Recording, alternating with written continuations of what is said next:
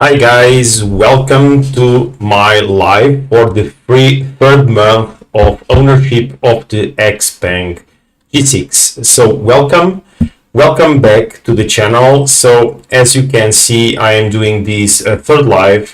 Usually I anticipate the live so that you guys know that I am going to do it. But unfortunately, this month was all in a hurry, so I didn't have time for that. But I'm here just to do a very quick live to show you guys how it was this month and the things that happened during this month with my XPeng. So first, let me start by saying that again, I did a lot of kilometers today.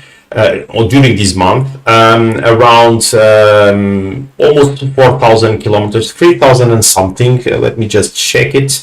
Yeah, almost 4,000 kilometers, and everything is good with the car still. So nothing to say about it. There is no problem at all with the car.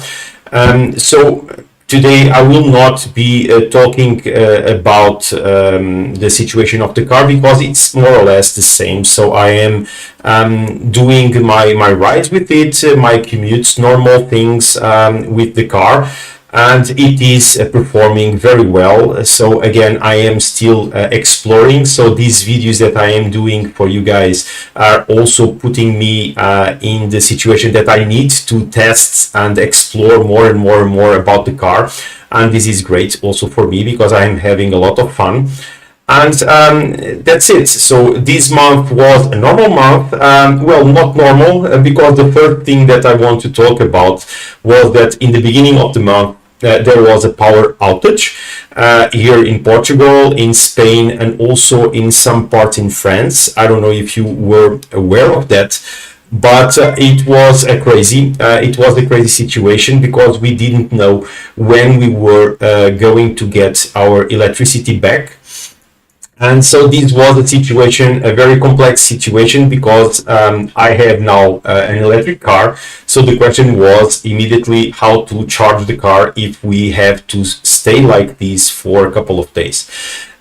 So after the first initial shock that we had on the situation,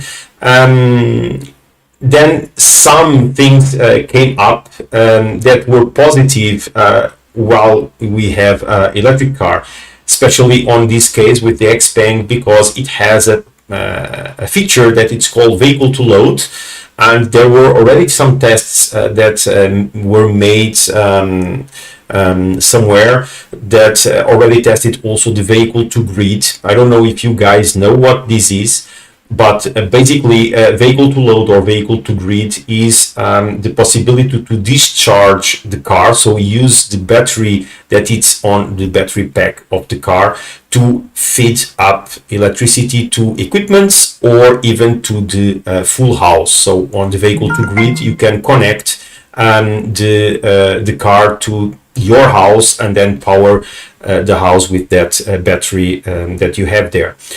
But for that you need to have, of course, the house prepared and also the adapter.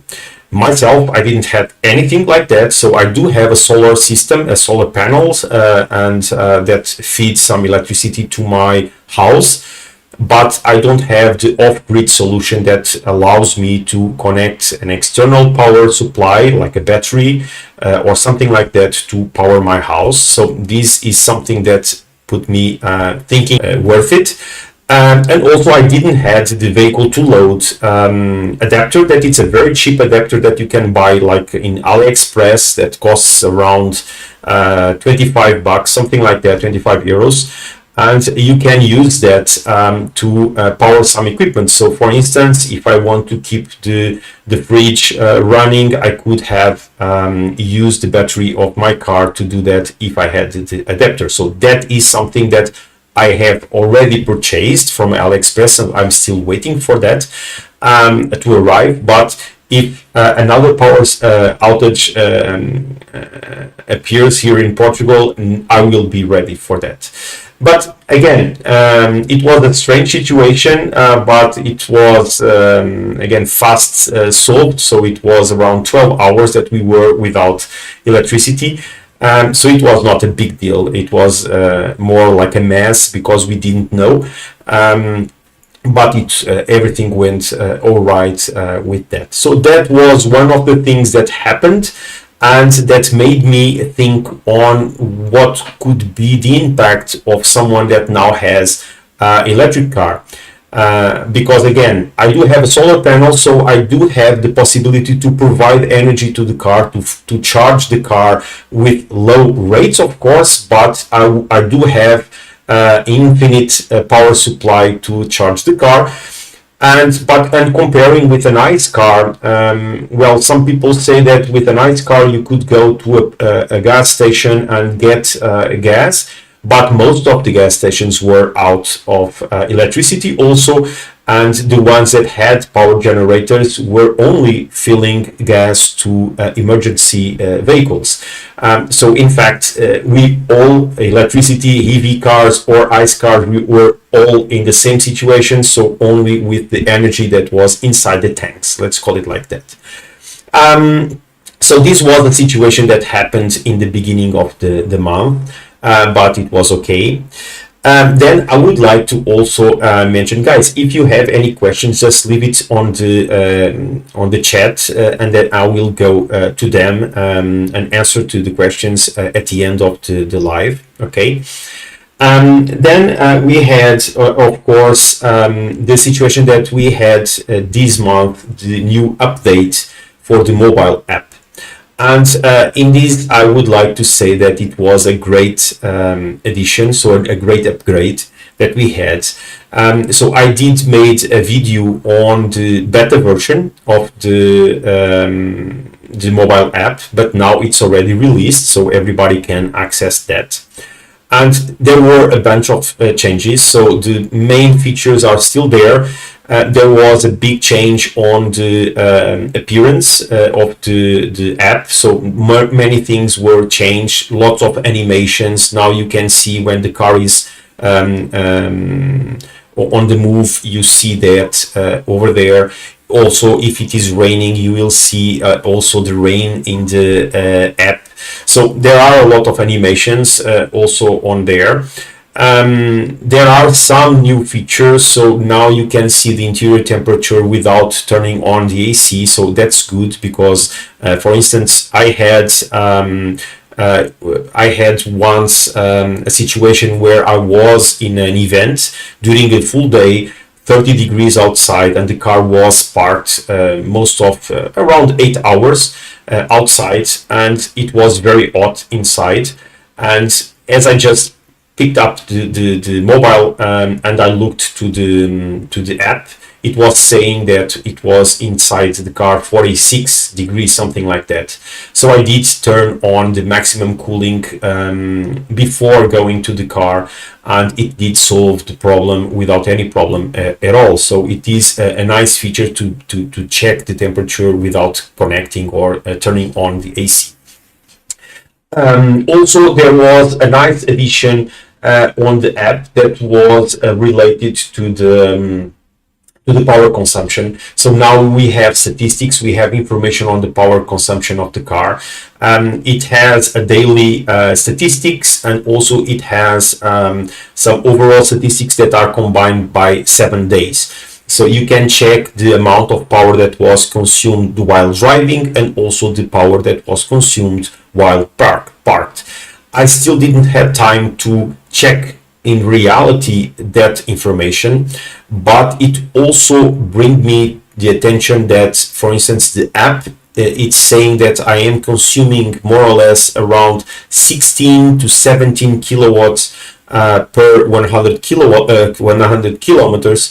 But when I am making the average consumption that I will show you in a minute, I am using the information coming from my charger, my wall box. I already have the feeling that I am probably losing energy, or the old wall box is not making the right calculations, because it is stating much more, not much, but a couple of more kilowatts then the car it's in fact saying that it's consuming. And also, if I start a day with 100%, I drive a couple of kilometers, I arrive with 50%, so I would know more or less that the car had consumed around 33 kilowatts. But then in the next day, if I check the wallbox statistics, it will say that I have charged the car for like 41 kilowatts, something like that. And it cannot be, because 50% could not be 41. So I need to get probably a Shelly connector to put on my electricity board to check the real consumption of that line that it's for going to the wall box that is dedicated, so that I can compare the information coming from there, because I am giving you guys details on the consumption of the car based only on the wall box, because it's the only place where I charge my car. But I do believe that it's giving me more kilowatts that I am really consuming. And now with that information coming from the new app, that I am, so the app is telling me that most of the weeks I am consuming around 16.5, 17 maximum kilowatt per 100 kilometers. Then it's strange that when I do my math on the month, it gives me more close to the 20 kilowatt per 100 kilometers. But anyway, I will check these, and I will try to do it in the next month, probably not already on June, because we have already started this month. I don't have that equipment to check the consumption, but I will try to do it as quick as possible, so that I can in fact make sure that everything is right. So guys, let me show you already that average consumption. Okay, let me show you here. So let me change here for the average consumption of May. Okay, so as you know, and if you are the first time in my live, I am doing this. So I have done this for March, for April, and also for May. In May, I only charge once. Oh, sorry, the date it's not correct. So this was in the last day. On May, I only charge once outside. Unfortunately, I was trying not to charge outside, so that I would have only a full month only charging at home. But I did it because yesterday or 2 days ago, I made a part of a video that I want to release in a couple of days, that it's about charging the car. So I did had to charge a little bit the car, and I did it in that day. So as you can see, I did it here on the last day, or on 30 of May, and I charged 15, almost 16 kilowatts, and I paid €9 for that. So again, it's very expensive. So you can see here the value itself. It's very expensive outside. So it was a 150 kilowatt charger, even though that I only was able to charge at a rate of around 110, more or less. Okay, so it is very expensive still to charge outside, because if you compare with the amount of charge that I made at home, so it was 711 kilowatts at a price of, including that, it is around 14 cents per kilowatt. So I have spent €96 this month to charge my car. And then of course in total I have charged 727 kilowatts. I spent €105 to make 3,730 kilometers this month. This gives me, as I said before, 19.5 kilowatts per 100 kilometers. Again, the app is saying that it was around 16.5, 17. So we have here 2 kilowatts per 100 kilometers more. So I will check this. But anyway, at the end, we have a consumption of around €2.83 per 100 kilometers. I still do believe that this is very, very cheap. And comparing with a High's car, that's currently more or less the average price per liter is around 1.49. It means that comparing as I am doing, because my previous car, it was a Peugeot 5008, he was consuming around 6.57. So I am using the 6 liter per 100 kilometers. So this month I did save around 227 euros, so 228 euros. So currently in 3 months of using my car, I have already saved in energy only. Talking about energy, I have saved already 657 euros. So it is very nice. It is a good amount of money that was saved.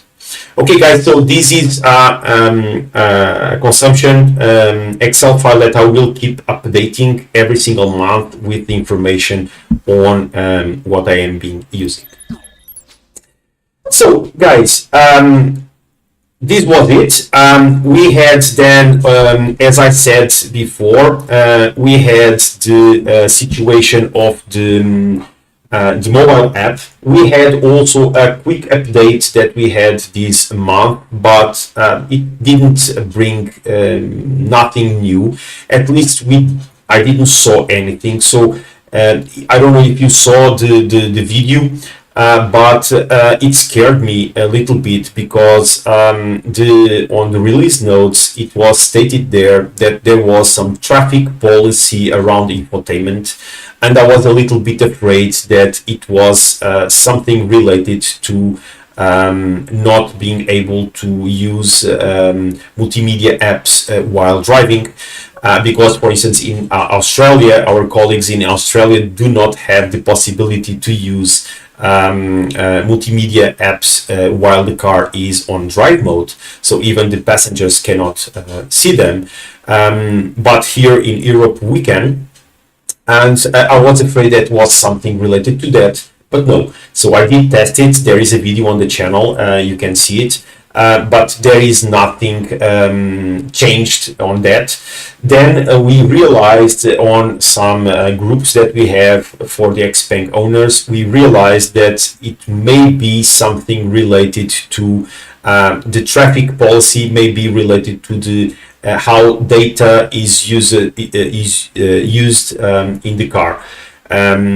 So some people said that YouTube was performing better, etc. So I didn't find anything changed, but there was this small update unannounced, so we didn't know, so it just appeared in the car. We installed it, I tested it, but I didn't saw anything special. That is something that I would like to mention, that the new app changed the way that the Sentry, so there is a new block for the Sentry mode, and there is a blank space over there. So I hope and I am expecting that some news will come in the next update of the system that may allow us to check the camera. So I don't have any information, so I'm just trying here to be optimistic on that, because I think it is something that it's missing. But I hope that that blank space, that it's just there for the Sentry, can be something new for us to be used in the car. So let's see what happens in the future. So guys, this is it. So I don't have much more to share with you guys.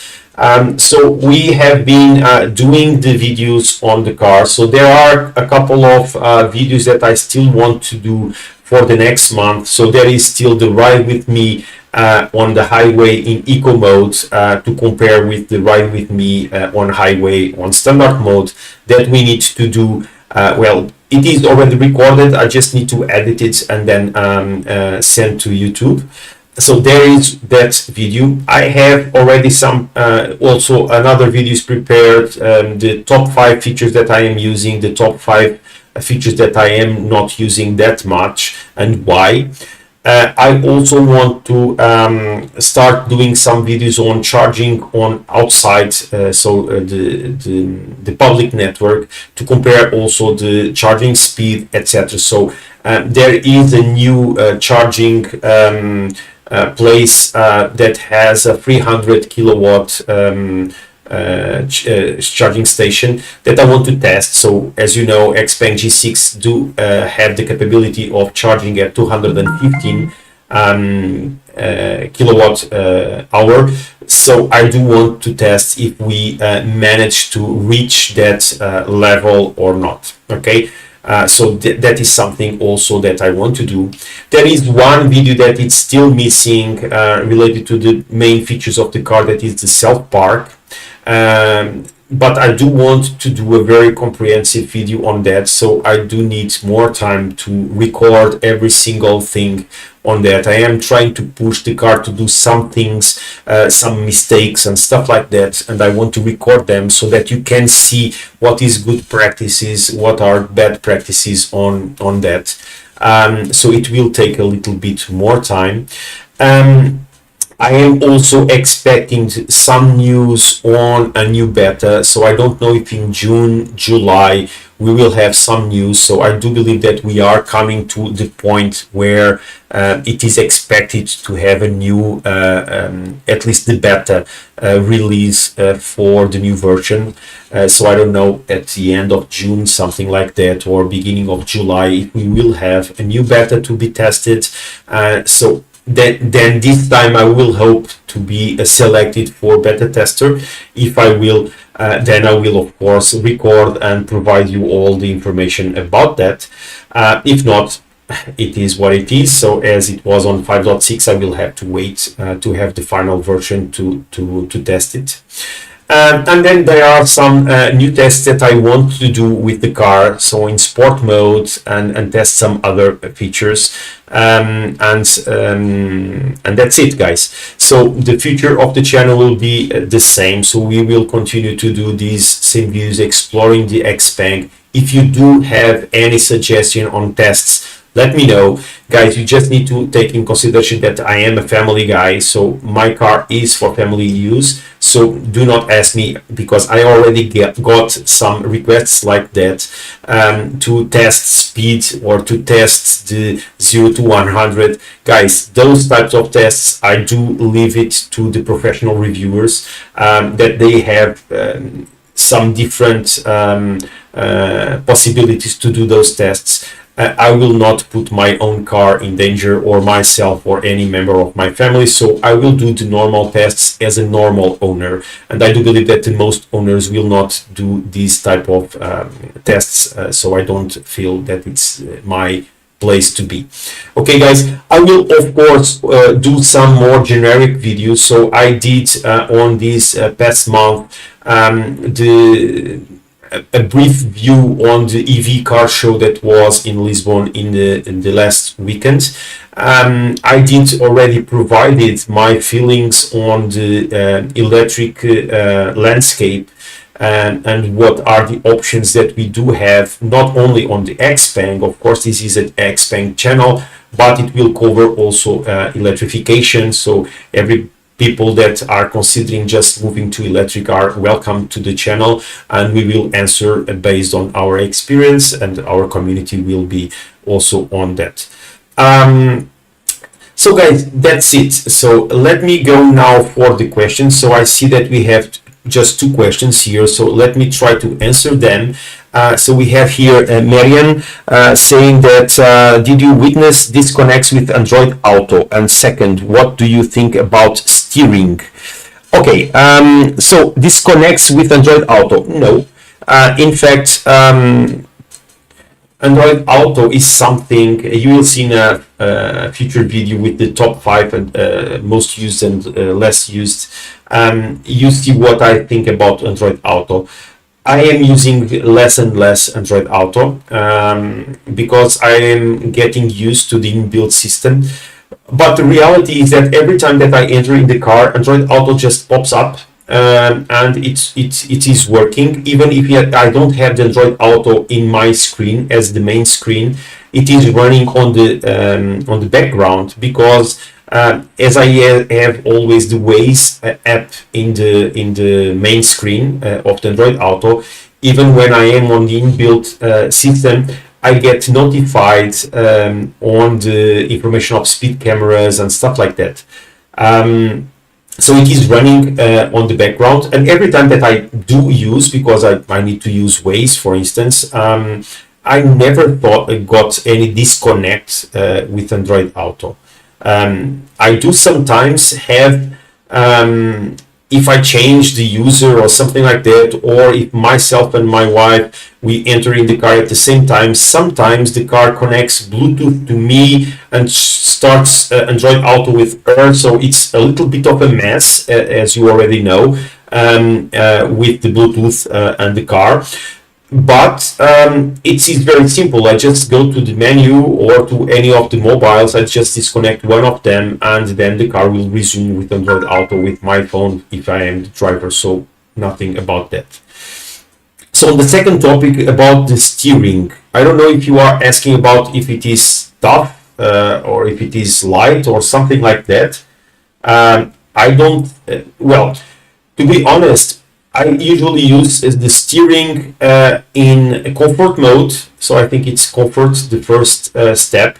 It is a little bit, I would say, similar to almost like driving in a PlayStation, because it feels not real, but it's I do like it, the way it feels. So if you want it in a more reliable, more responsive way, I would suggest a standard or sport mode. Sport, I think it's too tough.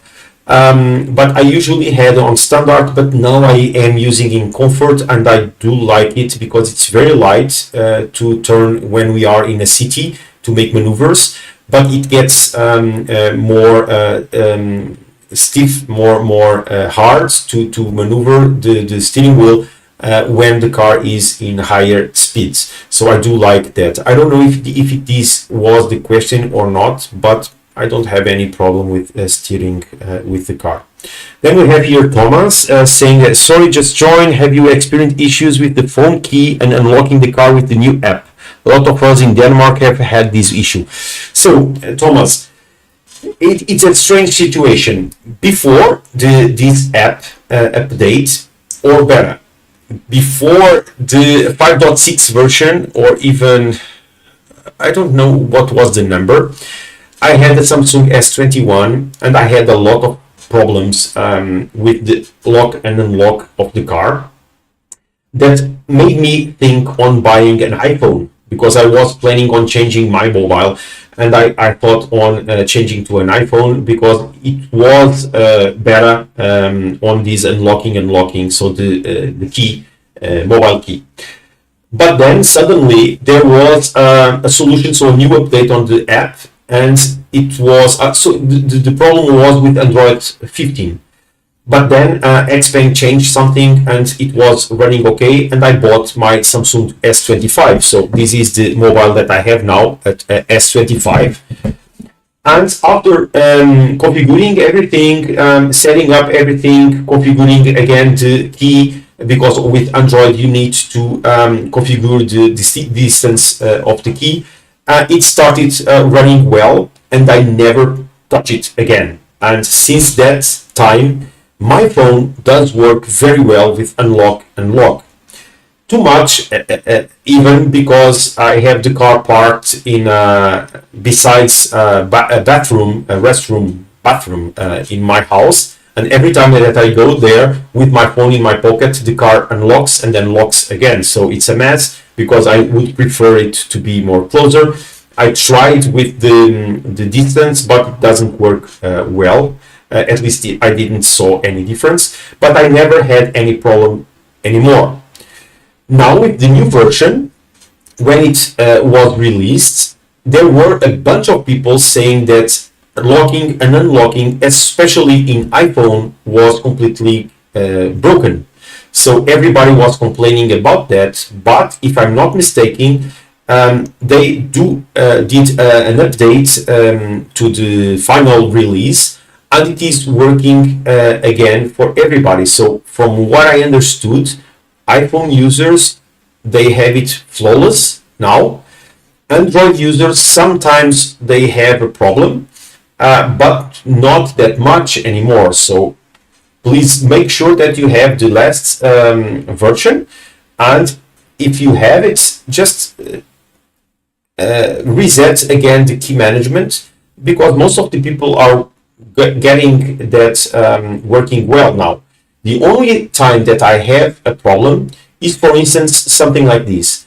If I go next to the car will open. If I go after,